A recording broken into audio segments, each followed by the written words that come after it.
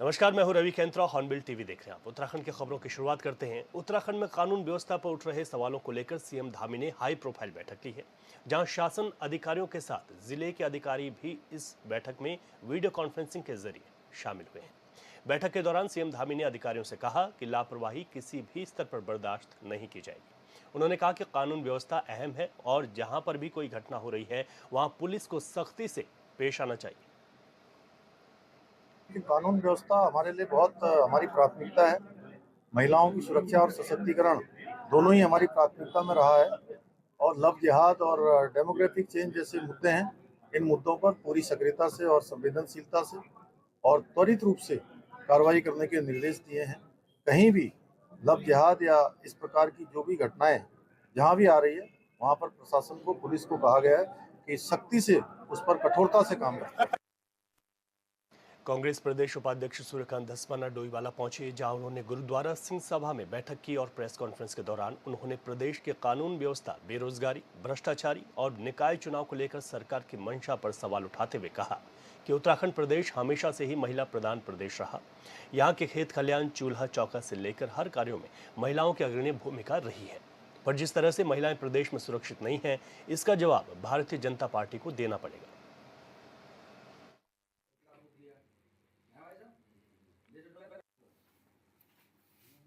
कि ये प्रदेश जो महिला प्रधान प्रदेश था, ये प्रदेश जिसमें पूरा का पूरा जो विकास है वो उसकी धुरी यहाँ की महिला है। यहाँ का खेत, यहाँ का चूल्हा, यहाँ का चौका, यहाँ का जानवर, यहाँ का खेत खलियान, सब कुछ महिला पर निर्भर है। और उस महिला के ऊपर जिस प्रकार से हमले हो रहे हैं, उसकी अस्मत पे हमले हो रहे हैं, उसकी इज्जत पे हमले हो रहे हैं, उसकी जान चली जा रही है, तो आज ये एक बहुत बड़ा विषय है। और बीजेपी को तो एक अलग से प्रकोष्ठ बनाना पड़ेगा। अगर इस प्रकार से उनके पार्टी के पदाधिकारी और दायित्वधारी अगर इस तरह की हिंसा में लिप्त रहेंगे, एक के बाद एक मामला जो है वो सामने आता जाएगा, तो क्या बीजेपी अपनी पार्टी के अंदर ऐसे अपराधियों का भी एक प्रकोष्ठ गठित करेगी? उन्होंने कई तरह के प्रकोष्ठ बनाए हुए हैं। तो इस तरह के जो महिला उत्पीड़न के मामले हैं उनमें जो अग्रणीय भूमिका उनके पार्टी के लोग निभा रहे हैं, बहुत शर्म की बात है।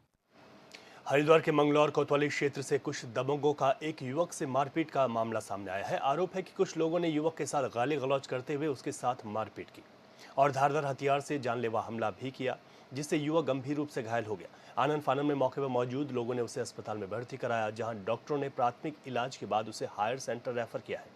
मामले में युवक के परिजनों ने लंढौरा चौकी में तहरीर देकर आरोपियों की गिरफ्तारी की मांग की।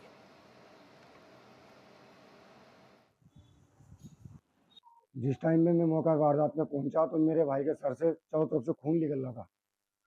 हम लेट पहुंचे, अकेले हमारे भाई थे वहाँ पे, और वो पूरे घर वाले थे उनके, जिन्होंने हमला करा हमारे घर पे।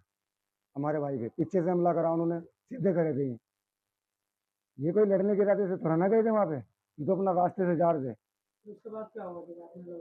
लोग देखा तो वहाँ पे इतनी पब्लिक देखी, हम तो वैसे ही घबरा गए। इतनी पब्लिक में अपने भाई के सर से खून निकलता हुआ देखते हुए हम बहुत घबरा गए। इसने साहब अपने लड़कों को बुलाया और मेरे साथ गाली गलौज शुरू करके, मैं निहत्था अकेला। वहाँ पे कैमरे भी लगे हुए हैं, कैमरों में भी स्पॉट हो रहे हैं इसके मामला। तो मैं अकेला, इन्होंने मुझ पे हमला कर दिया। अब जैसे ही मैं इसे कह के, मैंने कहा भाई तू तो गंदा आदमी, हम छोड़, तू तेरे हाल पर छोड़ दिया। वहां से जैसे मैं चला तो पीछे से जब इसके लड़के ने मेरे ऊपर वार किया, गाली दे के तेरी बहन का, तो ये मैं जैसे घुमा तो उसने तलवार जो मेरे मारी, तो मेरे हाथ में पहले वो तलवार यहाँ पे लगी, तो यहाँ से वो सारा मांस कटा, और उसके बाद फिर वो वही तलवार एक ही वार की यहाँ मेरे सर पे लगी, तो उसने यहाँ सर काट दिया। और इससे पहले कि मैं संभल पाता, दूसरे लड़के ने इसके डंडा, लाठी थी उसके हाथ में, उसने मारा तो मेरे यहाँ पे भी ये है, यहाँ लगा, और फिर मेरे यहाँ खोपड़ी में वो डंडा लगा, यहाँ से मेरा सर फाट। उत्तरकाशी के इतिहास में ऐसा पहली बार हुआ कि किसी स्कूल के बच्चों ने जिलाधिकारी के कार्यालय के बाहर धरना प्रदर्शन करना पड़ा।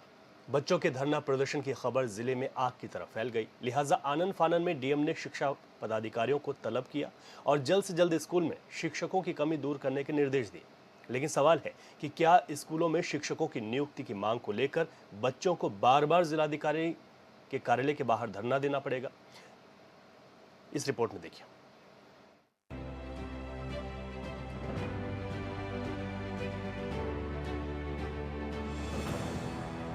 डीएम कार्यालय के बाहर बच्चों ने दिया धरना। बच्चों ने की शिक्षकों की नियुक्ति की मांग। 2 शिक्षकों के भरोसे चल रहा मॉडल स्कूल। देवभूमि उत्तराखंड के उत्तरकाशी में इतिहास में पहली बार ऐसा हुआ कि किसी स्कूल के बच्चों ने जिलाधिकारी कार्यालय के बाहर धरना दिया हो। लिहाजा बच्चों के धरना देने की खबर की जिले भर में चर्चा हो रही है, क्योंकि इससे पहले किसी भी स्कूल के बच्चों ने डीएम ऑफिस के बाहर धरना प्रदर्शन नहीं किया था। उत्तराखंड के शिक्षा मंत्री धन सिंह रावत राजधानी देहरादून में बैठकर बड़ी बड़ी बातें तो करते हैं, लेकिन मंत्री जी के दावों पर अक्सर ही सवाल उठे हैं और इस बार भी उठ रहे हैं। बच्चों के धरना प्रदर्शन देने से उत्तरकाशी के जिलाधिकारी डॉक्टर मेहरबान सिंह बिष्ट बेचैन हो गए और जल्द से जल्द शिक्षकों की तैनाती के निर्देश दिए। ये धारी कफनौल से कुछ जनप्रतिनिधि आए हैं, उनके द्वारा ये अवगत करवाया गया था पूर्व में भी कि हमारे जो मॉडल स्कूल है वहाँ टीचरों की कमी है।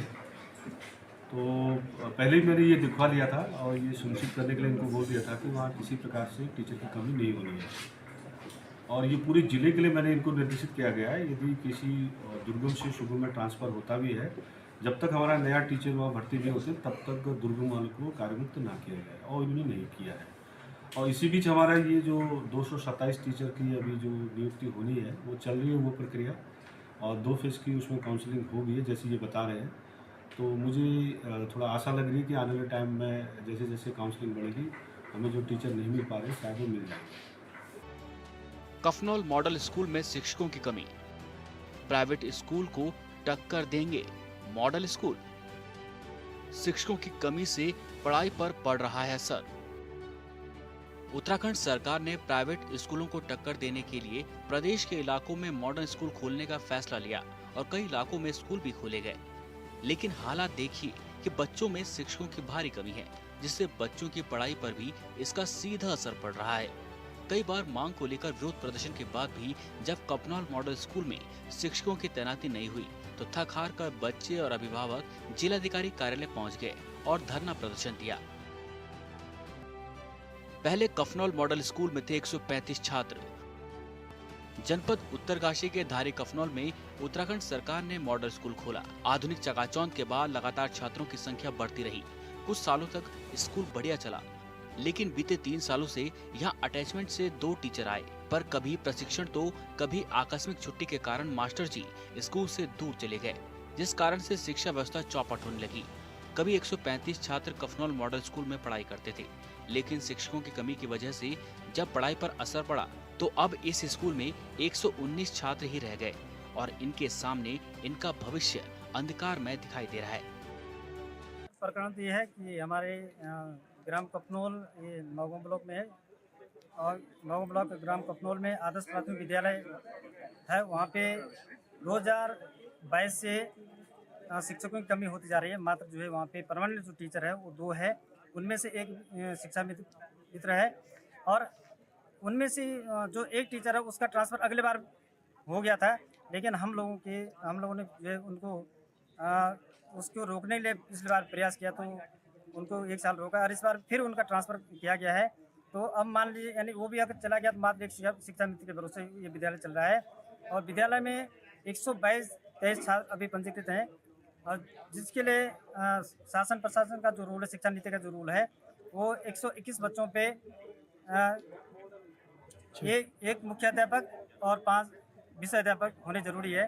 तो अगर देखा जाए तो जहाँ नाम का मॉडल स्कूल खोला गया है, लेकिन एक शिक्षक पे अब वो विद्यालय केस चलेगा, और इतने छात्र संख्या के आधार पे मैं ये कहना चाहता हूँ विभाग को, क्या उस गांव में समान है जहाँ 3 बच्चों पे 3 टीचर है, या इस विद्यालय में समान है जहाँ पे जो एक टीचर पे जो है 120-22 बच्चे की संख्या है। तो मैंने ये बातें पहले भी जो शिक्षा अधिकारी के मौखिक वार्ता पे उनको अवगत कराया है कि क्या आपको यहाँ सम्मान मिला या वहाँ सम्मान मिला, जहाँ पे आप बच्चे हैं नहीं, बच्चे लोग हटा रहे हैं और आप वहाँ शिक्षा भेज रहे हो। जहाँ हम आपका सम्मान करें, आपको बच्चे दे रहे हैं, वो आप लोग जो है हमें शिक्षक दे नहीं रहे, तो हमें गलत आश्वासन, झूठा आश्वासन 2022 से मिलता जा रहा है, लेकिन अभी तक इस पर कोई कार्रवाई नहीं, कोई नियुक्ति नहीं हुई। आगे क्या रणनीति रही सर? आगे हमारी रणनीति थी कि हम गरीब लोग हैं, किसान लोग हैं, और हम सरकारी विद्यालय में जो है अपने आर्थिक स्थिति को देखते हुए अपने बच्चों को सरकारी विद्यालय में पढ़ाना चाह रहे हैं, और ये चाहते हैं कि यदि आज समस्या ये शासन प्रशासन और विभाग के माध्यम से हमारी ये समस्या सॉल्व नहीं हुई, तो हो सकता है कि हम बच्चों को भी और अपने को यहीं डटे रहेंगे, और तब तक यहाँ से अपने बच्चों को नहीं उठाएंगे, ना अपने आप उठेंगे जब तक हमारी मांगे पूरी न की जाए। बच्चों ने दिया धरना, डीएम के उड़े होश। डीएम ने शिक्षा अधिकारी को किया तलब। कफनौल में शिक्षकों की तैनाती के निर्देश। अपनी शिक्षा व्यवस्था को मजबूत करने को लेकर इन नौनिहालों को आज जिलाधिकारी कार्यालय के बाहर बैठना पड़ रहा है, और छात्रों की इस मुहिम से जिला प्रशासन के हाथ पांव फूल गए। आनन फानन में जिलाधिकारी ने जिला शिक्षा अधिकारी को तलब किया और शिक्षकों को वहां भेजने के निर्देश दिए। पर सवाल उठता है कि जब प्रदेश के मॉडल स्कूलों की स्थिति यह है, तो बाकी स्कूलों की स्थिति क्या होगी? कफनौल का मामला है, जहाँ पे एक ही गांव के जो 122 बच्चे स्कूल में जो अध्ययनरत है। अब 122 बच्चों के ऊपर सिर्फ 2 शिक्षक हैं।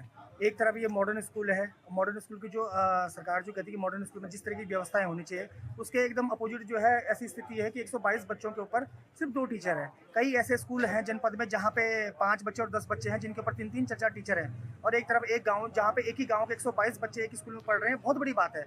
और ऐसी जगह पे जो है सिर्फ 2 ही शिक्षक हैं, और इनके द्वारा जो है बार बार लगातार पत्राचार किया गया है। 2022 से मामला चल रहा है। कई बार जो है जिला मुख्यालय के चक्कर काट लिए, उसके बाद भी जो है स्थिति इनकी कोई सुनवाई नहीं हो रही है। आज भी जो है बच्चे सारे बच्चे अभी यहाँ पे बाहर जिला मुख्यालय में आ रखे हैं, फिर भी अभी डीएम साहब मिलने को भी तैयार नहीं है। सारे बच्चे जो है बाहरी पे बैठे हैं, शांतिपूर्ण तरीके से बैठे हैं, कोई नाराबाजी नहीं की गई, किसी भी तरीके से ऐसा नहीं किया गया। फिर भी जो है बड़ा ही प्रशासन का भी जो है कि लचीलापन इस दिख रहा है। ये कि मैडम है सर, वो क्या तो करेगी, खाना तो खिलाएगी, क्लास तो चलाएगी। वो रहे कि मॉडल स्कूल है, मॉडल स्कूल कहाँ है? जब मॉडल स्कूल तब जब सर होंगे हमारे पास। हम तो गरीब आदमी, जो मालदार वो तो बाहर ले जाएंगे अपने बच्चों को। हमारे स्कूल में टीचर नहीं है, हमें टीचर चाहिए। 2 टीचर तो हमारे स्कूल में आते हैं और कभी अपने स्कूल में जाते हैं। 2 टीचर परमानेंट टीचर है, और 1 टीचर का हमारे ट्रांसफ़र भी करते हैं, और हमारी पढ़ाई का होता है। हम चाहते हैं कि हमें टीचर्स मिले। टीचर जी आपको गौर करने वाली बात यह है कि अतिथि शिक्षक को मिड डे मील यानी बच्चों को भोजन की व्यवस्था भी देखनी होती है। फिलहाल छात्रों के दबाव में वहां शिक्षक भेजने के आदेश तो हो गए हैं, पर इन नौनिहालों के जिलाधिकारी कार्यालय पहुंचने के बाद बाकी स्कूलों की भी पोल खुल गई, क्योंकि जिलाधिकारी खुद ये कह रहे हैं कि जनपद में कई स्कूलों में शिक्षकों की कमी है, जिन्हें दूर करने की कोशिश की जा रही है। Bureau report, hornbill TV. Uttarakhand high court ने नैनीताल दुग्ध उत्पादक संघ लालकुआं में टेंडर प्रक्रिया के दौरान हुई गड़बड़ियों के मामले में सुनवाई की। इस दौरान कोर्ट ने राज्य सरकार से सवाल पूछा कि 2023 में टेंडर को लेकर जो कुमाऊं कमिश्नर ने जांच कर रिपोर्ट शासन को भेजी थी, उस पर अभी तक सरकार ने क्या एक्शन लिया। साथ ही कोर्ट ने सरकार को जांच की प्रगति रिपोर्ट प्रस्तुत करने के आदेश दिए। याचिका दायर की गई थी एक प्रोस्पेक्टिव बिडर द्वारा। उनका कहना था कि जो नियम है अधिप्राप्ति नियमावली के, उनका उल्लंघन हो रहा है, और पूर्व में भी गत वर्ष भी इसमें गड़बड़ियां हुई थी, जिसमें कमिश्नर महोदय द्वारा जांच करके शासन को दी गई थी। उसके बावजूद पुनः इस वर्ष भी वही गड़बड़ियां वहां पर हो रही हैं, जिसमें नियमों का पालन नहीं किया जा रहा है, जिसपे कोर्ट ने सरकार को ये बताने को कहा है कि जो 2023 में डिविजनल कमिश्नर कुमाऊं ने जो जाँच रिपोर्ट दी थी, उस पर क्या कार्रवाई आज तक हुई है। नैनीताल के डीएसए मैदान में खेली जा रही अंतर स्कूल बालिका फुटबॉल प्रतियोगिता का फाइनल भारतीय शहीद सैनिक स्कूल और ऑल सेंट्स कॉलेज के बीच होगा। मंगलवार को खेले गए सेमीफाइनल में बीएसएसबी ने मोहनलाल शाह की बालिका टीम को हराकर फाइनल में प्रवेश किया। वहीं सेमीफाइनल में यूपी उत्तराखंड की पहली महिला ब्लॉक प्रमुख शांति बिष्ट बतौर अतिथि पहुंची, जहां उन्होंने सभी खिलाड़ियों का परिचय लिया और बेहतर कोशिश के लिए आयोजकों की सराहना भी की।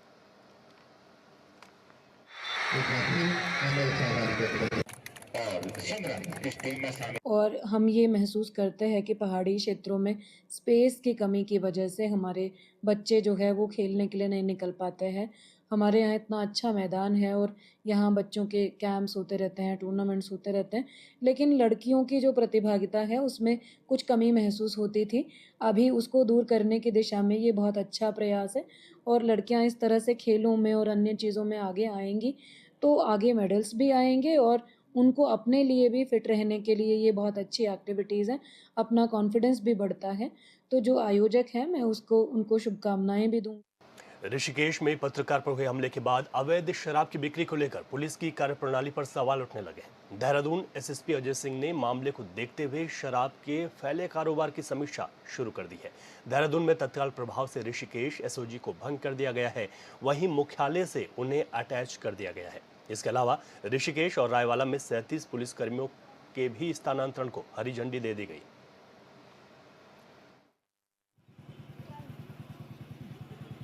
जो काम ले रहा है उस तक पकड़।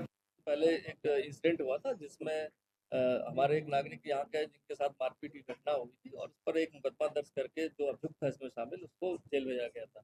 क्योंकि उस प्रकरण के बाद कुछ लोग इसमें शामिल होकर जो अभियुक्त है उसके घर पर वहाँ पर पथराव और तोड़फोड़ की गई थी जो कहीं से भी विधि सम्मत नहीं था और तहरीर के आधार पर उसमें एक मुकदमा अन्य दर्ज किया गया था। इसमें जो चीता पुलिसकर्मी हैं जो मौके पर गए वहाँ पर समझाने बुझाने और स्थिति को कंट्रोल करने के लिए उनके साथ भी धक्का मुक्की अवरता की गई थी जिस पर उनके द्वारा कर्मचारियों द्वारा इसमें मुकदमा दर्ज कराया गया और साथ ही साथ जिस अभियुक्त के घर में अनाधिकृत रूप से घुसने का और वहां पर महिलाओं के द्वारा छेड़छाड़ करने की बात बताई गई मारपीट की, उसके बाद एक मुकदमा उस पर दर्ज किया गया। बाजपुर में 9 सितंबर को कांग्रेस कार्यकर्ता जिलाधिकारी कार्यालय का घेराव करेंगे। कार्यक्रम को सफल बनाने के लिए एक बैठक भी आयोजित की गई है। बैठक में नेता प्रतिपक्ष यशपाल आर्य ने प्रदेश सरकार और अधिकारियों पर कई आरोप लगाए हैं। बैठक में नेता प्रतिपक्ष यशपाल आर्य ने प्रदेश में महिलाओं के साथ बढ़ रहे अपराधों, भ्रष्टाचार और 20 गांव के भूमि मामले का समाधान नहीं होने सहित अन्य मुद्दों को लेकर चर्चा की। इस दौरान बैठक में 9 सितंबर को जिलाधिकारी कार्यालय का घेराव करने का फैसला लिया गया है।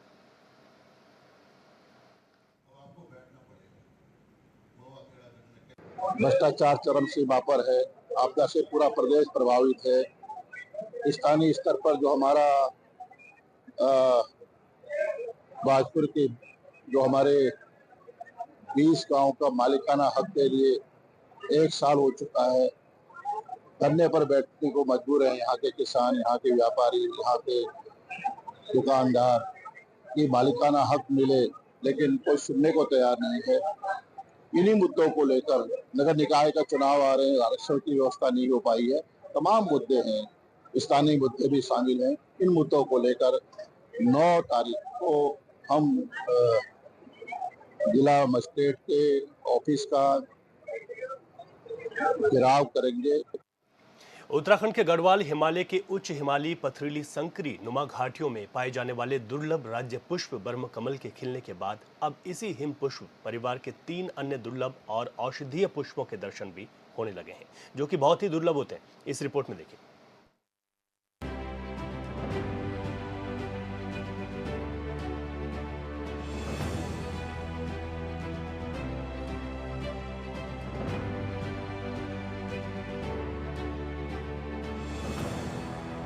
उत्तराखंड के हेमकुंड साहिब में दुर्लभ हिम कमल के दर्शन से अभिभूत प्रकृति प्रेमी 15,000 फीट की ऊंचाई पर कस्तूरी, फेन, नील कमल। उत्तराखंड में दुर्लभ राज्य पुष्प ब्रह्म कमल के खिलने के बाद अब इसी में हिम पुष्प परिवार के 3 अन्य दुर्लभ और औषधीय पुष्प कस्तूरी कमल, फेन कमल और नील कमल के दर्शन से पर्यटकों में खुशी है। लोक मान्यताओं के तहत ब्रह्म कमल पुष्प को भगवान शिव का प्रिय पुष्प माना जाता है, तो वहीं 17,000 फीट की ऊंचाई पर उगने वाला दुर्लभ उच्च हिमालय पुष्प फेन कमल हिम कमल माता पार्वती को समर्पित है, जो इन दिनों उच्च हिमालय से लेकर नंदी कुंड, सप्त कुंड, पांगर चूला, बासुकी ताल, नागभुषुंडी ताल, नीलकंठ पर्वत के तलहटी समेत लोकपाल घाटी में पर्वत शिखरों की तलहटी में खिले नजर आ रहे हैं। लोकपाल घाटी और ये नीलकंठ बेस पे अक्सर इस क्षेत्र में भ्रमण करता रहता हूँ, तो मैंने देखा है पिछले लंबे समय से यहाँ पर ब्रह्म कमल और फैन कमल, कस्तूरा कमल आदि दुर्लभ प्रजाति के काफ़ी सारे पुष्प जो मैंने देखे वो बहुतायत से खिले हुए हैं इस बार।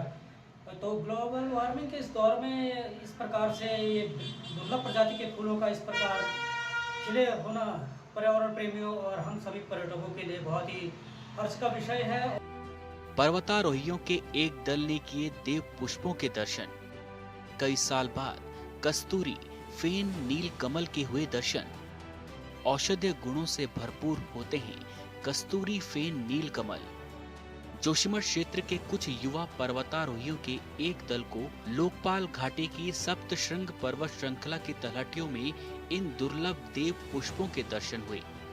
लोकपाल श्री हेमकुंड साहिब और नीलकंठ पर्वत के बेस से लौटकर जोशीमठ पहुंचे युवा पर्वतारोही और प्रकृति प्रेमी राम नारायण भंडारी और महेंद्र सिंह ने खुशी जताते हुए बताया कि इस बार लंबे अंतराल के बाद लोकपाल घाटी में हिम कमल, फेम कमल जैसे दुर्लभ प्रजाति और औषधीय गुणों से भरे दिव्य पुष्पों के दर्शन वर्षों बाद हुए हैं।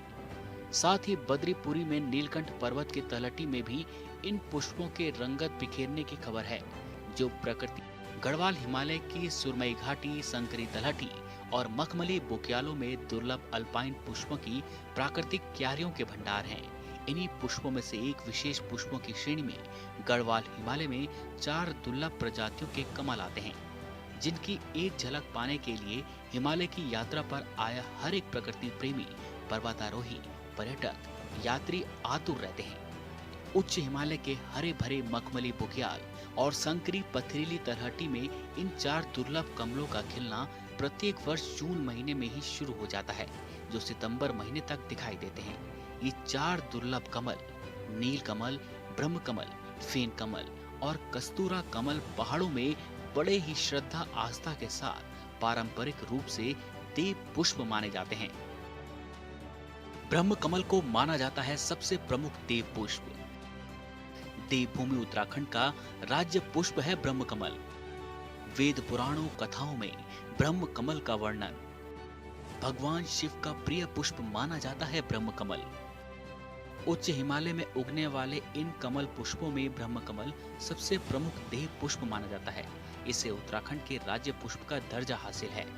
वेद पुराणों कथाओं में भी इस पुष्प का बड़ा ही जिक्र है, जिसके चलते इसे देव पुष्प कहा जाता है।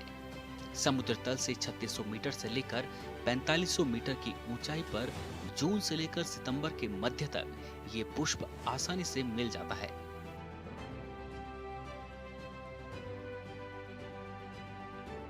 चमोली के हेमकुंड साहिब से हॉर्नबिल टीवी के लिए संजय कुंवर की रिपोर्ट। और इस बुलेटिन में अभी के लिए इतना ही। खबरों से अपडेट रहें और देखते रहें हॉर्नबिल टीवी। इजाजत दीजिए, नमस्कार।